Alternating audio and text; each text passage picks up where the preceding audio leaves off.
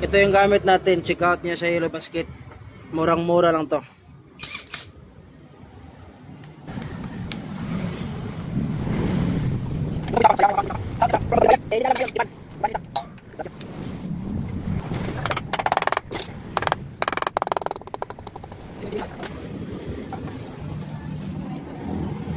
So dito naman, pwede man siya ito, cutter.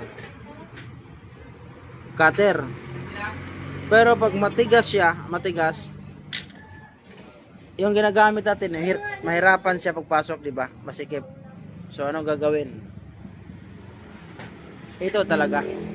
Ito. Dandahanin mo lang, wag lang yung mapakamot sa ulo yung customer pag nakita yung pokpok sobrang lakas. Yan lang. Bubuhayin mo lang yung nandikit, diba? So pag naano mo na yan, medyo action na siya crack, saka mo na siya gamitan ng cutter.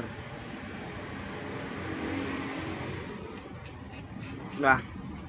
Saka mo siya gamitan. So pag matigas pa rin, gamit ka talaga nito. No choice talaga. Kasi hindi rin siya pwede pag ito gamitin mo. Masikip. Masikip pagdating sa dito. So para-paraan talaga. Pero pag malaya na tulad nito, malinis na. Piston pin ang ginamit natin.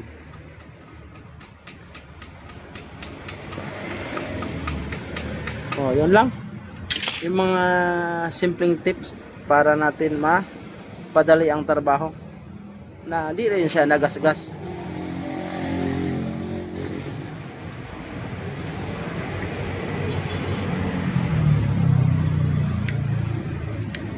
Diba? Ayan, sinisingit natin yung pagbibigay ng tutorial. Kasi may mga liit na daluyan na hindi mo pwedeng lagyan pandikit lang kasi mga daluyan sa langis yan. Saan papasok yung mga langis? Ang motor na to ay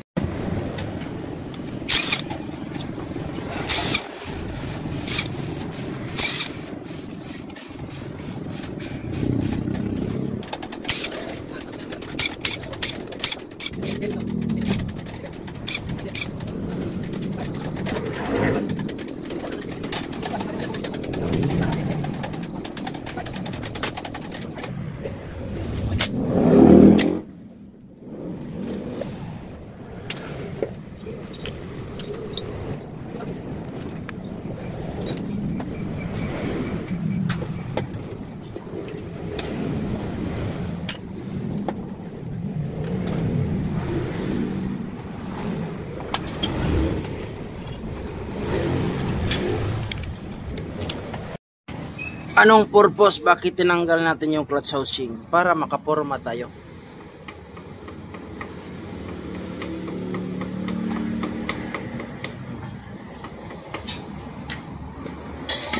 Pag ito kasi